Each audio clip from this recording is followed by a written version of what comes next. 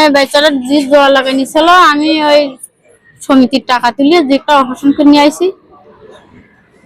নিয়ে আসার পরে এখন হাহু করতে পারে, আম্মু বলে ডাকতে পারে, কিন্তু ভাত পানি চাতে পারে না, আব্বু বলে ডাকতে পারে না। আসসালামু আলাইকুম। যে মানুষটাকে দেখছেন, তার কষ্টের কথাগুলো শুনলে আপনি অবাক হয়ে যাবেন।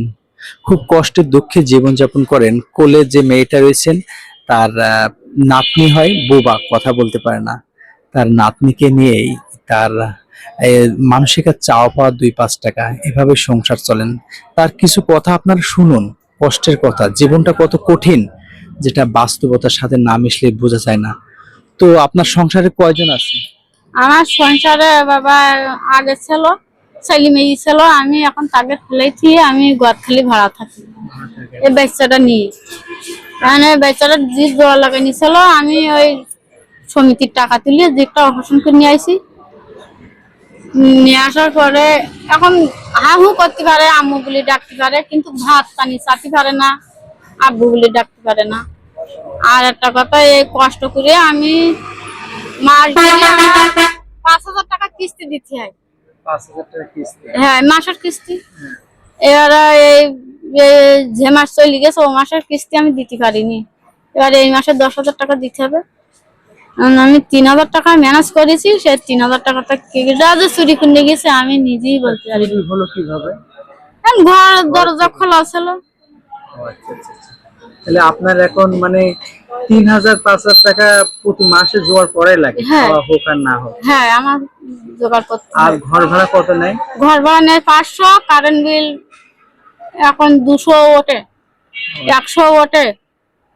যখন যেরকম ইয়াসমিন আপনার কাছে থাকে, এর বাবা মা নেই? ইয়াসমিন আমার কাছেই থাকে, এর মা আরেক জায়গায় বিয়ে করি, আর বাপ বিয়ে করি তো এখন দেখে না। দেখে না? সব নয় কি আর দেখে বাবা। এই জন্য আমি কোলে পিটি পিটি বাসায়ও কাজ করেছি, তাও করতে পারিনি। হোটেলেও রেখেছি, তাও করতে পারিনি। এখন আমার লাস্টে আমার এই পথ বেছে নিতে হবে। কেমন ওঠে প্রতিদিন টাকা? কোনদিন 200 হয়, কোনদিন 250 হয়, কোনদিন 300 হয়, যেরাম হাট পাচ্ছে এরকম পয়সা। তা বেচা নিয়ে তো আমি হাঁটতে পারিনি, এই কোলে ঘুমিয়েছে, এ নিয়ে হাঁটা যায়? অবশ্যই এইসব ভিডিওগুলো আপনারা শেয়ার করবেন। আর এই মানুষটার সংসার চালাতে হিমশিম খেয়ে যায়। 5,000 টাকা মাসে কিস্তি, বাজার করতে পারেন না? না, বাজারও করিনি, ওই প্রতিদিন শাক তুলে রান্না করে খাই। কিস্তি ছাড়া মাংস খাননি কতদিন? ও কতদিন না, আমি প্রায় 1 বছর খাইনি শোনা, যেটা খাইনি মাছ টাছ কেনেন না, কিচ্ছু করিনি। ওই সমিতির টাকার জন্য।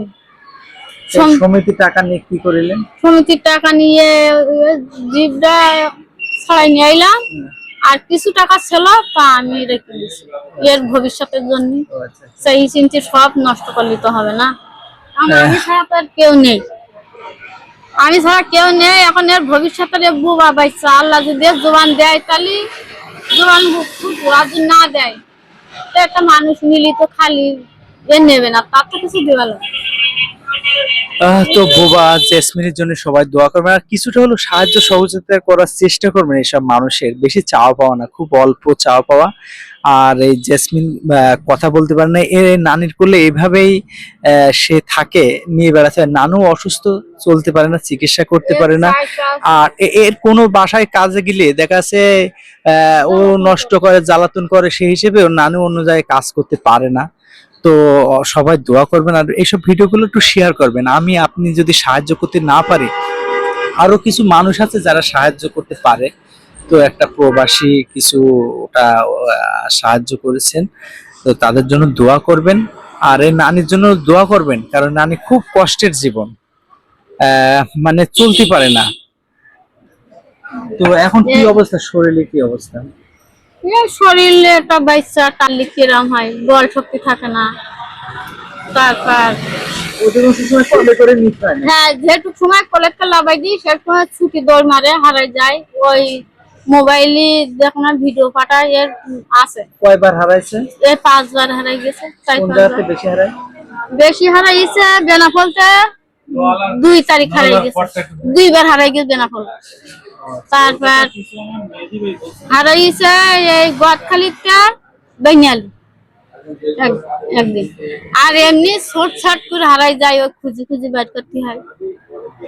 এই মারাত্মক 2 বা 3বার এই নেটা ছাড়ি ছাড়ি খুঁজি খুঁজিতে বের করি। এর হচ্ছে কেন এর ছবি আছে, হারাই গেছে নেটা ছেড়ে দেওয়া, সেসব ছবি আছে। সরলমনে কথা বলছিল তার নানি, তো এসব মান ও ওর দাদি, আপনি ও ওর দাদি, তো এর নানিরা আছে? নানিরা আছে তো, আর একটা বোন আছে ওর নানিদের কাছে, বুঝছেন? এর আর একটা বোন আছে তো নানিদের কাছে। আর এটা তাহলে আপনার ছেলে মেয়ে কয়টা? আমার ছেলে মেয়ে 4জন, 2 মেয়ে 2 ছেলে। তার ছেলেরা দেখে না? ছেলেরা দেখো, ছেলেরা গরিব না বাবা, তার হচ্ছে মেয়ে বিয়ে দিয়েছে, তার লোক কুটুম হয়েছে।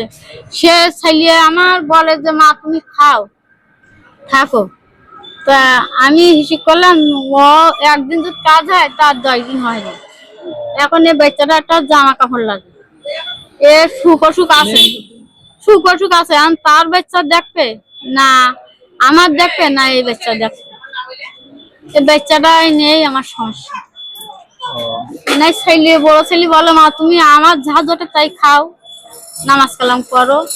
তা আমি দেখছি তার 2-3টে বাচ্চা, আর মেয়ে বিয়ে খাওয়া দিয়েছে, লোক কুটুম হয়ে গেছে, তাদেরও তো জিনিসপত্র দিতে হয়। আর আমার এই বাচ্চাটা আস্তে আস্তে বড় হলে তারও শ্বাস প্রশ্বাস দেওয়া লাগে, তার সুখ অসুখ আছে, আমার সুখ অসুখ